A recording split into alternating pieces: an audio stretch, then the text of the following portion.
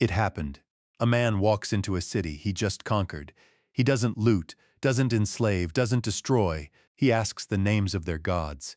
He learns them and makes an offering at their temple. By the next morning, the entire city is calling him a liberator.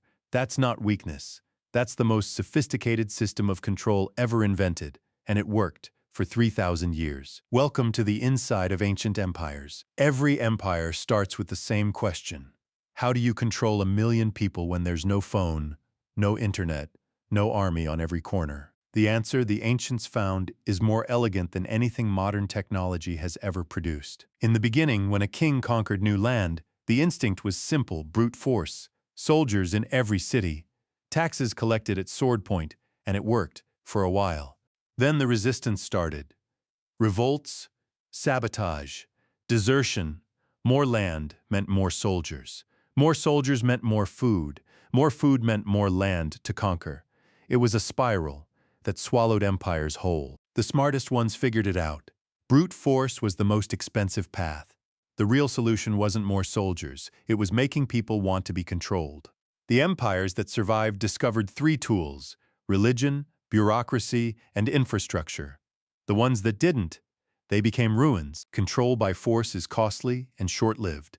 Control by identity is cheap and permanent. Every great empire in history was, at its core, a project to make strangers feel like they belonged to the same world. Mesopotamia, the first experiment. 4,000 years before Christ, someone in what is now Iraq had an idea that changed everything. Write the rules down. It sounds obvious now. It wasn't. Every city had its own king, its own gods, its own rules. 2 neighboring cities could have completely different laws for the exact same crime. The result was constant chaos. Nobody knew what to expect. Then Hammurabi showed up. King of Babylon. He did something radical. He carved 282 laws into a giant stone. Not vague principles, specific rules. When people saw the stone, they understood the rules didn't come from the king's mood.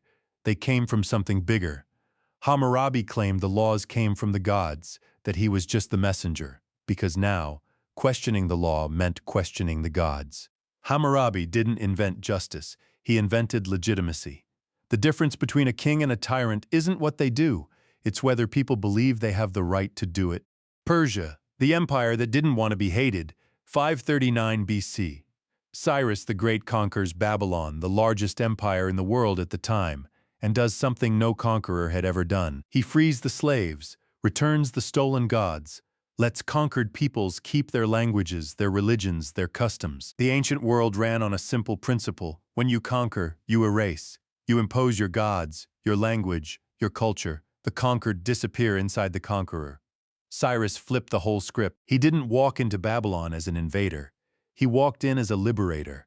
He learned the names of the local gods, made offerings at their temples. By the next morning, the city was celebrating. Empires that destroy culture breed eternal resistance. Empires that preserve culture create willing allies. The Persian Empire became the largest in the ancient world, administered not by force, but by a network of local governors with local autonomy. Cyrus understood something most leaders still haven't figured out. You don't need to destroy what people love in order to control them. You just need to convince them that you love it too.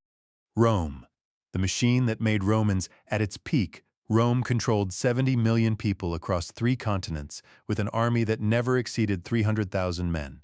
How? Rome figured out early that holding territory was more expensive than taking it. So it developed the most elegant system in ancient history: citizenship as a reward. Fight in the Roman army for 25 years. You got Roman citizenship, and Roman citizenship meant access to the law, the courts, trade, protection. It wasn't just a piece of paper, it was a passport into the civilized world. Once conquered peoples understood this. They wanted to be Roman. Gauls, Spaniards, Africans, Greeks all learning Latin, building Roman forums, wearing togas.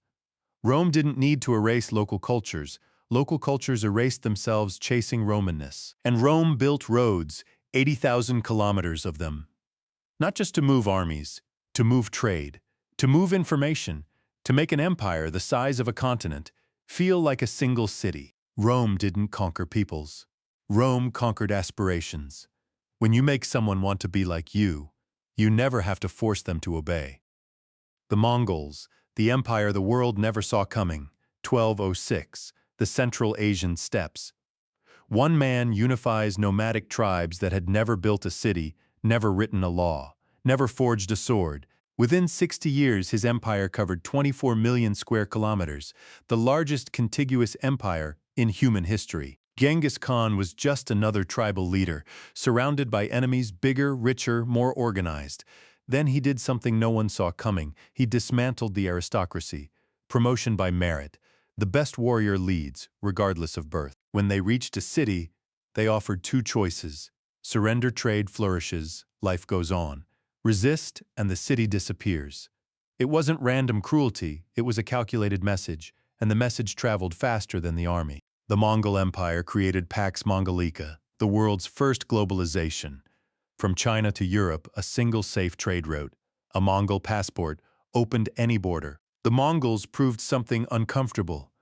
Civilization is not a prerequisite for empire. What matters is organization, discipline, and the willingness to do what others won't. China, the empire that outlasted all the others. China was conquered by the Mongols, by the Manchus, by dozens of foreign dynasties, and it absorbed every single one of them. The conquerors became Chinese. Never the other way around. China was a patchwork of warring kingdoms. Then the first emperor, Qin Shi Huang, unified everything in 221 BC and did three things at once: one writing system, one system of weights and measures, one currency. It sounds administrative, it was civilizational, because when everyone writes the same way, they start thinking the same way. When invaders arrived, they found something they couldn't replace.